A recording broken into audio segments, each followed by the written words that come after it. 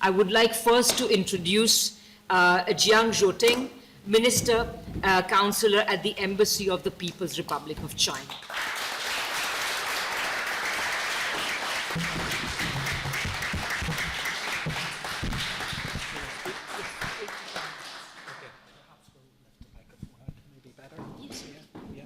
Okay, should I hold? Okay. Is that okay? Okay. Thank you, Chair. Thank you all. Oh, sorry. I feel so honored to be invited here to attend this important conference.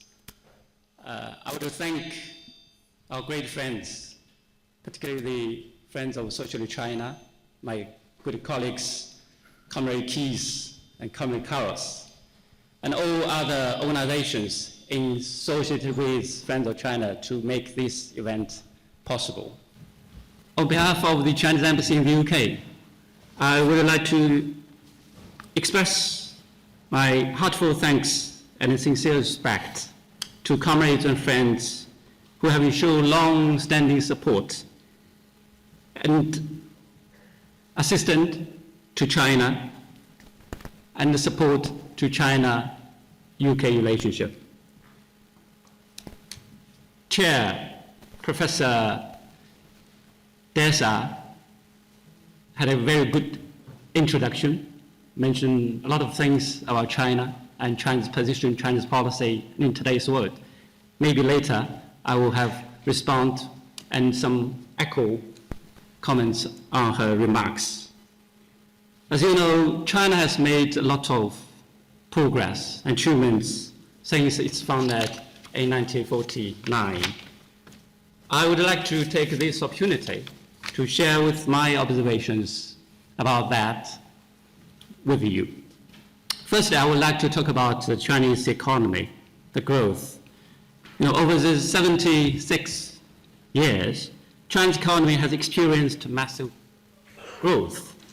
China now has become the world's largest economy since 2010. In 2024, China's GDP reached 134.9 trillion yuan, which roughly about 19 trillion US dollars, which is a 5% increase over the previous year. The annually added value of GDP is actually equivalent, roughly equivalent increase, total GDP of medium-sized economic entity in the world. In the first half of this year, China's economy grew by 5.3%, continuing a stable and upward trend. What's more, not only has the size of China's economy has expanded massively, but also its quality and being tremendously improved. China's economy is shifting from high-speed growth to high-quality growth, increasingly driven by innovation, domestic consumption, and sustainability. Indeed, there are many interpretations regarding the reason behind China's economic miracle. In my view, there are three factors stand above all others. First is the strong and far-sighted leadership, the Chinese leadership. It crafts long-range, strategically sound economic policies and then see them through to all effective implementation, formulation of policies, but at the same time, efficient, effective delivery. Second is the Chinese socialist market economy. It's a quite unique economic system, which as a combination of socialism and a market system, which make China can make full use of the strength of socialism and as well as the market merits. Socialism is very good at macro planning and macro coordination. And the market system has its own strength in the micro economic efficiency, So Chinese system as a combination of that, which make full use of this strength and merits of both systems together. Third is a series of effective economic strategies. You may heard about the Chinese 5-year plan. China now has 14th 5-year plan since 1953. Yes, and now we are formulating the 15th 5-year plan. These 5-year plans have made tremendous change to the Chinese society, the economic development in particular. Secondly, I want to talk about the Chinese people's life. During the past 7 decades, Chinese people living much better than before. Chinese government is a government for people.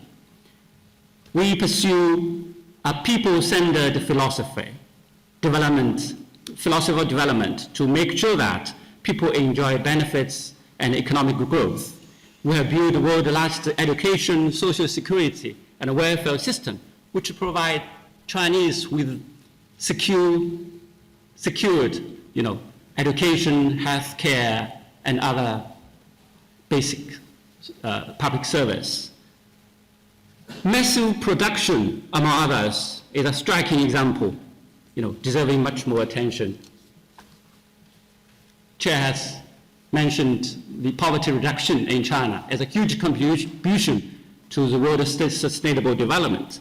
Since 1970s, or since the new China actually has lifted around 800 million people out of poverty. This counts over 70% of global poverty reduction during the same period. By the end of 2020, China met its poverty alleviation goals and eliminated absolute poverty throughout China. China also has actively shared with experience combating poverty with the rest of the world, particularly the developing country, the global south. It actively supports the UN 2030 agenda for sustainable development and contributes to the global poverty reduction efforts. China launched a number of initiatives and programs, such as Global Development Initiative, the Belt and Road Initiative, and various development cooperation platforms with Asia, Latin America, and African countries. All these initiatives and platforms have focused on the development issues and challenges, including cooperation on the poverty reduction. Thirdly, I want to talk about the green development. Green development has become a defining feature of Chinese progress. Today, renewable energy accounts for about 57.3% of China's total installed power capacity, making China both the largest renewable energy market and the largest manufacturer of renewable energy equipment. In 2024, China added 373 million kilowatts of renewable capacity, up 23% from the previous year, representing 64% of global increase that year. Just a few days ago, our chair also mentioned this important message. Our President Xi Jinping delivered video remarks at the United Nations Climate Change Summit and announced Chinese new nationally determined contribution. Among a lot of other pledges, President Xi announced that China will by 2035 reduce economic-wide net greenhouse gas emission by 7 to 10% from peak levels. Now, Professor Bessa also mentioned that China has a projector that to the 2030, China will reach carbon peak, and 2060, China will reach carbon neutrality. So this the latest announcement by our president is a new promise to combating climate change. When China makes promise, it is serious and it is to be fulfilled. Fourthly, I will talk about the innovation that's very important for China's economy. China is vigorously implementing an innovation-driven development strategy, fully unleash the creativity of the Chinese people. Now, China produced around 5 million STEM courses graduates, which is #1 in the world. 5 million every year graduates, studying in the STEM courses. China has achieved a remarkable and world-renowned science technology breakthrough in the fields like AI, quantum technology, manned space program, and etc. We also made advances in nuclear powers, high-speed rail, shipbuilding, and marine engineering. The open source AI model, DeepSeek, developed by a group of young Chinese team, quickly became a global sensation after its release. According to new statistics released by the EU, 2024, China has the biggest source of EU's high-tech imports. That's very amazing. China is the biggest exporter of the high-tech products to the EU.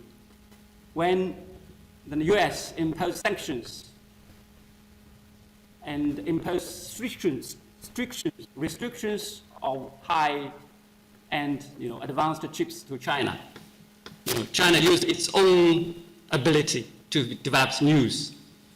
There's no worry about this kind of restriction.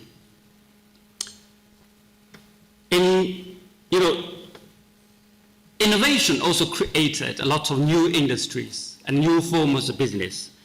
In 2024, the added value of new industries and new business forms has already accounted for over 18% of Chinese GDP. When you travel China, you will see that those new industries, such as the low-altitude economy, China's already used the drones to deliver goods purchased from the internet. And we use, flying vehicles as a taxi to move people from the cities to cities or place to place. That's new industries. China supports science and technology cooperation with the rest of the world, not like some countries impose restrictions and set up barriers for such collaboration. There's a typical example, I know, maybe you also know, China shares its lunar soil samples collected from the moon with the rest of the world. The UK, I think the UK Open University, that's professor of the UK Open University, also got such sample for research. So China shares its, science advances with the rest of the world. And we'll continue to do that. The final point, yes, I'll come to try my best. The final point I want to make is about the peace. China has made great contributions to world peace and stability. This is a very important topic mentioned by Chair. This year marks the 80th anniversary of victory of Chinese people's war of resistance against Japanese aggression and anti-fascist war. In the battleground in the East, China suffered more than 35 million military and civilian casualties and tied down over 70% of Japanese ground forces, making a huge contribution to the war against fascism. China is a peace-loving country, following independent foreign policy of peace since the founding of New China. China has never initiated a war or conflict, has never occupied each piece of land, in the other countries over the past 76 years. China has always worked for peace and dialogue and the political settlement of international disputes calling for ceasefires and civilian protection. Not too long ago, President Xi Jinping put forward the Global Governance Initiative, this latest very important initiative developed by China to addressing the world challenges facing us today, which is underpinned by the following core principles. The Global Governance Initiative, they're the core principles. They are staying committed to sovereignty, equality, international rule of law, multilateralism, and the people-centered approach, and real results through real actions. This initiative aims to foster a more just and equitable global governance system, injecting stability and certainty into a turbulent world today. Comrades, friends, to conclude, let me stress that China's development is not only a growth engine for global economy, but also a powerful source of strength for world peace. No matter how the world changes, China will always stand on the side of peace and justice, act as a builder of world peace, a contributor to global development, and a defender of international order. China will continue to make unremitting efforts to build a community with a shared future for mankind. Finally, let me allow to wish this conference a great success. Thank you.